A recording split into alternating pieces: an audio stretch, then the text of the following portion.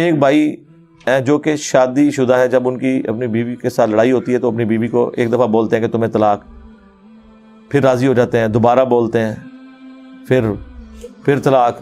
اس طرح وہ بھائی مختلف اوقات، لعنت ہے جی ایسے بھائی کے اوپر. بیوی گئی اس کی 3 بار تو بول چکے ہیں، بار بار بولیں، کتنی بار بولیں گے. یہ تو اہل حدیث کے نزدیک بھی طلاق ہو چکی ہے، کیونکہ یہ تینوں الگ الگ مجالس میں ہو چکی ہے. تو یہ جو طلاق والا معاملہ ہے نا، انتہائی ناپسندیدہ چیز ہے. ابو داؤد میں حدیث ہے، اللہ کو حلال چیزوں میں سب سے ناپسندیدہ طلاق ہے. کیوں؟ اس لیے کہ یہ پورے کا پورا اسلامی معاشرہ میاں بیوی کے بانڈ کے اوپر چل رہا ہے. طلاق کے بعد بچوں کا کیا بنے گا؟ معاشرے کے لیے ناسور ہوں گے. یہاں تو ستیلی مائیں بچوں کا مینٹل ماڈل بدل دیتی ہیں، اور جہاں طلاق ہو جائے وہاں آپ کیا ایکسپیکٹ کریں گے؟ یہ کیا ہوگا؟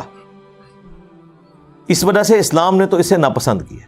سب سے بڑی چیز جس میں طلاق ہو سکتی تھی وہ بے حیائی ہے. تو سورہ نساء میں آیا کہ اگر عورت بے حیائی کرے تو اسے اپنے بستر سے الگ کرو، پھر بھی نہ باز آئے تو اسے مارو. لیکن مارنا اتنا نہیں ہے کہ اس کا کوئی حلیہ بگاڑ دینا ہے، چہرے پہ نہیں مارنا، یعنی جس طرح چھوٹے بچے کو ڈانٹ ڈپٹ کی جاتی ہے.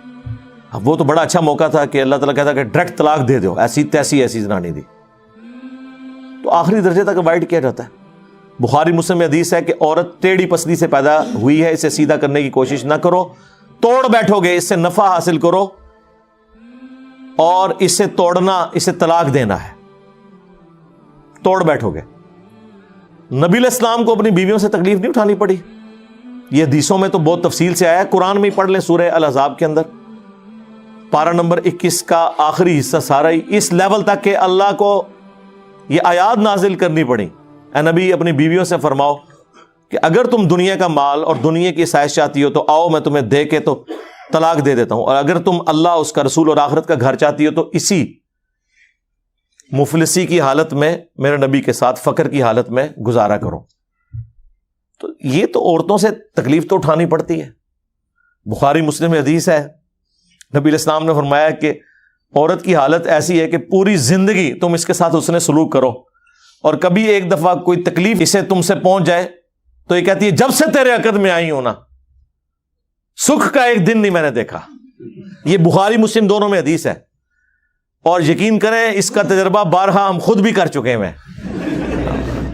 اور جب تجربہ ہوتا ہے تو غصہ نہیں آتا، بس نکلتا ہے صدق رسول اللہ صلی اللہ علیہ وآلہ وسلم. آپ رسول اللہ کو یاد کیا کریں، حضور کی حدیث یاد کیا کریں، نبی علیہ السلام کو جو تکلیفیں اپنی بیویوں سے پہنچی انہیں یاد کیا کریں، تو آپ کو صبر آ جائے گا کہ میں تو شاہی کوئی نہیں. ہاں یہ ہر جگہ فٹ ہوتا ہے، میں تو شاہی، تسی بھی شاہی کوئی نہیں. ٹھیک ہے نا؟ کمپرومائز کریں. مسلم شریف میں حدیث ہے شیطان کا تخت پانیوں پہ لگا ہوا ہے. شام کے وقت سارے چیلے آ کے اسے رپورٹ کرتے ہیں، آج فلاں گناہ کرایا، فلاں سے چوری کروا دی، فلاں سے فلاں کام کروایا. خوش نہیں ہوتا. ایک چیلا آگے کہتا ہے آج میں نے میاں بیوی کے درمیان جدائی کروا دی ہے. تو شیطان اسے گلے لگا کے ملتا ہے اور کہتا ہے تو نے اصل کام کیا ہے. جس نبی کی یہ تعلیمات ہوں اس کے ماننے والے روٹی صحیح نہ پکنے پر، سالن میں نمک کم ہونے کے اوپر غصہ کھا کے طلاق دیں تو لعنت ہے پھر ایسے لوگوں کے اوپر جو اپنے نبی کی تعلیمات کو پش دکھائے بیٹھے میں. یہ تو نبی علیہ السلام نے تو باقاعدہ تلقین کی. بخاری مسلم میں حدیث ہے میں اپنے بعد سب سے بڑی آزمائش مردوں کے لیے عورتیں چھوڑ کے جا رہا ہوں. یہ اسپیسیفکلی میاں بیوی کے ریلیشن شپ کے اعتبار سے تھا. مسلم شریف میں حدیث ہے کوئی بھی مؤمن اپنی مؤمنہ بیوی کے ساتھ بغض نہ رکھے. مسلم شریف میں ایک اور حدیث ہے کہ دنیا برتنے کی جگہ ہے اور سب سے بہترین سرمایہ نیک بیوی ہے. نیک بیوی سے مراد مطلب آپ کیا سمجھ رہے ہیں کہ کوئی آئیڈیل ظاہر ہے؟ آپ کیا ہیں؟ یہ دیکھیں نا، لوگ اپنے آپ کو دیکھتے نہیں ہیں. اور وہ لوگ جو لڑکیوں کے کالجز کے باہر اسلامی بہنوں کی خدمت کے لیے کھڑے ہوتے ہیں، ان سے بھی آپ ذرا پوچھیں نا کہ یہ جو عورت ہے اس سے تو شادی کرے گا جس کے پیچھے باہر ہو گئے گا. لعنت بھیجو، ایسا زنانی منو چاہیے دی ہے. بدماش سے بدماش لوگ جی، کیسی ہو جی وہ 5 وقت نمازی ہو جی، وہ نقاب کرتی ہو جی، پردہ کر دیا، تو کیا کرنا ہے؟ ہاں جوڑے تے پھر اسمانہ تے بڑے نے، لب جائے گی تیرے نال دی تنوں. تو یہ دیکھیں کہ آپ جو حرکتیں کرتے ہیں نا, اس کے بعد آپ یہ ایکسپیکٹ نہ کریں کہ آپ کے ساتھ وہ والے معاملات نہیں ہوں گے. آپ جس طرح کے ہیں آپ کے ساتھ ویسا ہوگا.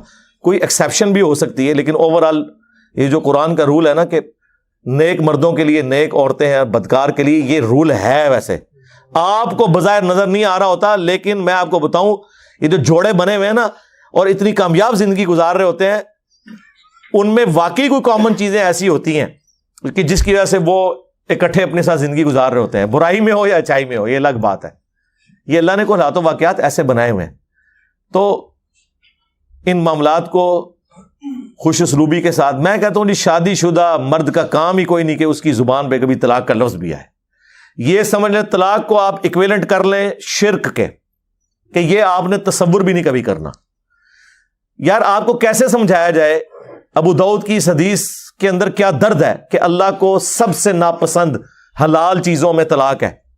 ابھی کتنی کنٹراڈکٹری سٹیٹمنٹ ہے بظاہر, لیکن میں ایکسپلور کرتا ہوں اسے. سب سے ناپسند طلاق ہے. اس سے اللہ تعالیٰ کی ناراضگی کا ذرا اندازہ کر لیں. اور لیکن ساتھ کا حلال, حلال اس لیے کہا کہ بعض اوقات جینون ضرورت پڑ جاتی ہے.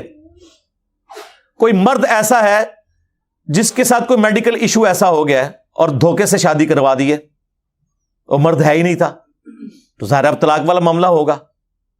کوئی مرد اتنا فنیٹک ہے کہ اپنی عورت کو وہ اذیتیں دیتا ہے, تو اب اسے اپنی جان بخشی کے لیے یا تو جان بچا لے یا اپنا گھر بچا لے, مجبوراً طلاق لینی پڑتی ہے. حلال اسے اس لیے رکھا گیا ایز اے لاسٹ ریزارٹ, بعض اوقات طلاق کی ضرورت پڑ جاتی ہے, ورنہ تو عورتیں غلام ہوتی مردوں کی. اگر طلاق دینا جائز نہ ہوتا, یا طلاق لینا یا خلا لینا جائز نہ ہوتا, یہ تو غلام بنا کے رکھتے ہوئے جس کے ہاتھ بھی آ گئی تو آپ جس طرح جانور پالا ہوا ہے زنجیر کے ساتھ وہ اس کی غلامی رہے گی. تو یہ اللہ نے اجازت دی.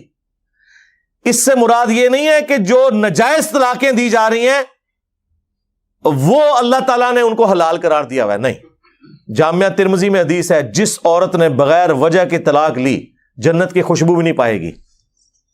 اسے وائس ورثہ بھی کر لیں. ہاں, یہ نہ سمجھے کہ یہ عورت کے لیے ہے. یہ نہیں ہے کہ قرآن میں جتنے مردوں کے لیے سیکھے ہیں تو عورتیں مبرہ ہیں اس سے. ایک ورسٹ کیس کو ڈسکس کیا جاتا ہے اور باقی چیزیں انڈرسٹوڈ ہوتی ہیں. تو مرد و عورت کا ریلیشن شپ یہ بہت غیر معمولی ہے. جامعہ ترمذی میں حدیث ہے, تم نے کوئی بھی محبت کرنے والے دو میاں بیوی سے بڑھ کے نہیں دیکھے ہوں گے. یہ ایک ایسا پاکیزہ رشتہ اللہ تعالیٰ نے رکھ دیا. قرآن میں اللہ نے فرمایا سکون رکھا ہے میاں بیوی میں ایک دوسرے کے لیے. پھر اللہ تعالیٰ نے فرمایا ایک دوسرے کا لباس ہے. یہ جو ڈراموں میں یہ جو مرد و عورت آپ کو دکھائے جا رہے ہیں نا, یہ ڈرامے ہی لگائے ہوئے ہیں, ڈرامے میں ہی ہیں اور کیا ہے, ریئل میں تو نہیں ہے یہ سارا معاملہ اس طریقے سے جو وہ آپ کو جس طرح ایک عجیب و غریب قسم کے جہان میں داخل کر دیتے ہیں. یہ ایک بڑا متبرک رشتہ ہے جس کو اللہ تعالیٰ نے اپنے انبیاء کرام کی سنت ٹھہرایا, اور پوری آئلی زندگی سورۃ البقرہ میں اللہ نے ڈسکس کی ہے کس لیول پہ جا کے, صرف یہ بتانے کے لیے کہ اللہ کے نزدیک یہ کتنی اہمیت کی چیز ہے. اس لیے کامیاب مرد وہ ہیں جو رن مرید ہوں. ہاں,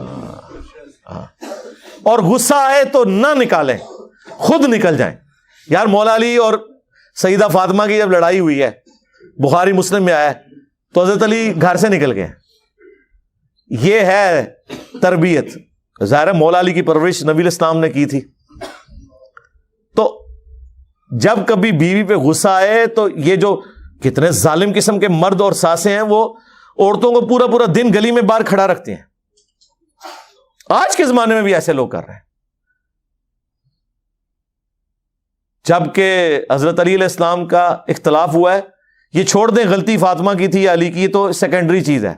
حضرت علی ڈومیننٹ ہونے کے باوجود شیر خدا, تو اڈے ورگا کوئی بزدل مرد نہیں, شیر خدا ہو کے گھر سے باہر نکل گئے. کیوں؟ اس کی وجہ یہی ہے کہ اس رشتے کو آپ نے اسی طریقے سے نبھانا ہے. وہ جو بخاری مسلم میں حدیث ہے, نبی علیہ السلام اپنی بیویوں سے 1 مہینے کے لیے ناراض ہو گئے تھے اور گھر کی چھت پہ شفٹ ہو گئے تھے, ایلا کیا تھا آپ نے, اور پھر آیات نازل ہوئیں. اسی دوران حضرت عمر کہتے ہیں میں ملنے گیا, پہلے تو امہات المومنین اپنی بیٹی کو جا کے ڈانٹا کہ یہ تم لوگ یہ کر رہی ہو. پھر حضور کے پاس آئے اور کہتے ہیں میں نے کوشش کی کہ بھئی حضور کو ہنسانے کی کوشش کروں, اور جب میں چھت پہ چڑھا تو ایک کونے میں چھوٹا سا مشکیزہ لٹکا ہوا ہے, ایک چٹائی پہ حضور لیٹے ہوئے ہیں, اوپر بھی چادر کوئی نہیں, صرف تہمت باندھی ہوئی ہے. آپ اٹھے ہیں, جسم پہ چٹائی کے نشان. حضرت عمر نے رونا شروع کر دیا, یا رسول اللہ کیسر و کسریٰ دنیا کے مزے لوٹ رہے ہیں اور آپ اللہ کے پیغمبر ہو کے یہ آپ کی حالت ہے.